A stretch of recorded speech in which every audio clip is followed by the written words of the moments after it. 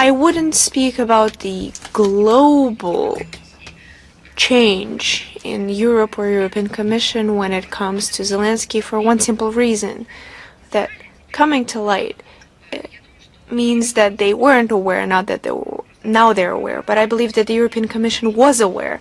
They tried to pretend like they were trying to build a world order in Ukraine with their standards. But in actuality, they were trying to instigate the escalation of this conflict. So it's probably some journalists, politicians, public officials who suddenly were made aware of this, who supposedly believed the narratives that were imposed on them, and now they understand what this has brought upon them. And I believe the people are now understanding of the Western European states when they've started to take note and see what the states have done when they started raising the tariffs on electricity, and the electricity rates and bills have gone up, and new problems that they're facing. I believe in this case, this word could be used only in this case. As for the European Commission, we can't be sure about anything, and we can't use it with them, because for many years they were very much aware of what is happening in Ukraine, what Zelensky's clique was doing when they tried to eradicate anything that went against their ideology, including torture in prisons. And they still continue to mask and sponsor the Kiev terrorist regime, despite the growing complaints for Ukrainian authorities, including the European Human Rights Court, including illegal arrests. The representatives continue their titanic efforts in order to hide the crimes of the Kiev regime sponsored by Europe. And another European Commission report, when it comes to hypothetical EU membership of Ukraine that you're referring to, is another effort to distort the reality and to paint the picture of tortures in prisons, just a singular nature. And this was the ideals of Europe are presenting some kind of guarantees that are obvious just to them in order to present a positive outlook for the future.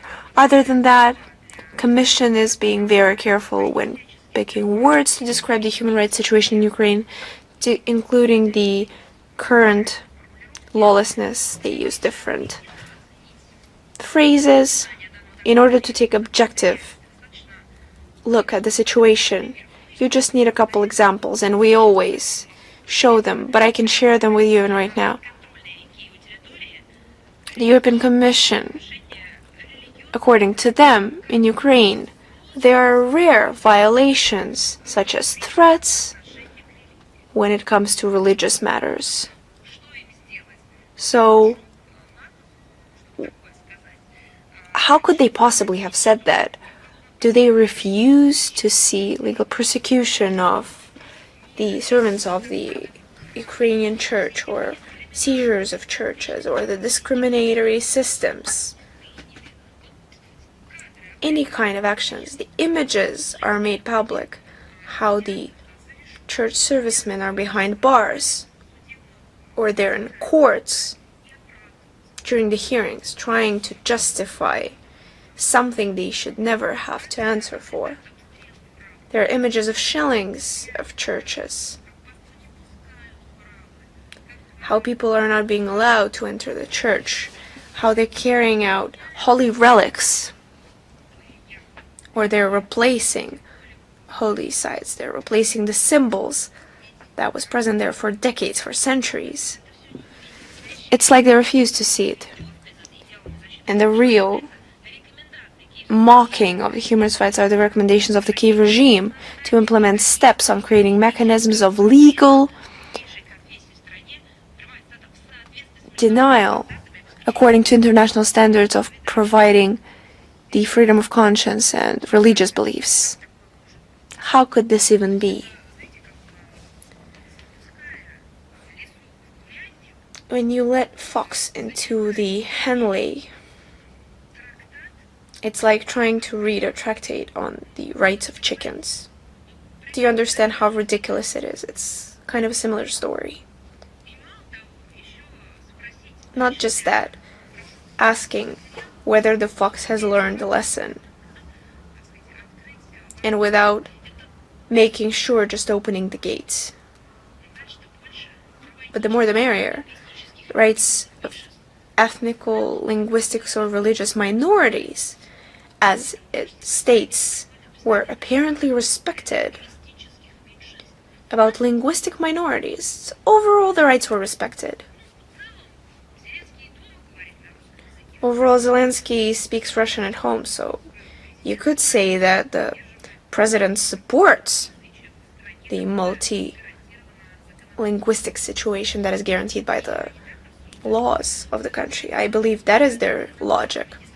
Should we talk about the fact that the heroization of Nazism, discrimination and repressions of the Russian-speaking population, there are no mention of them.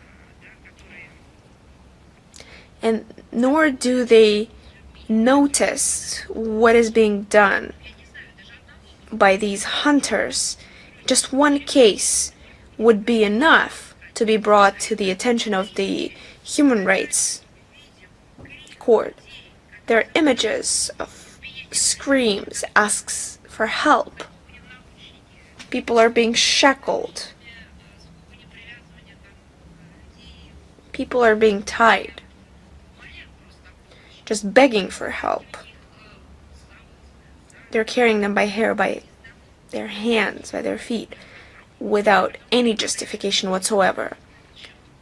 And that all despite the fact that they currently changed the laws.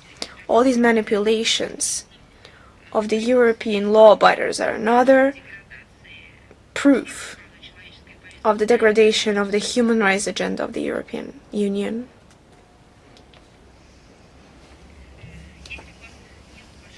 If you have no further questions, thank you. Moving on.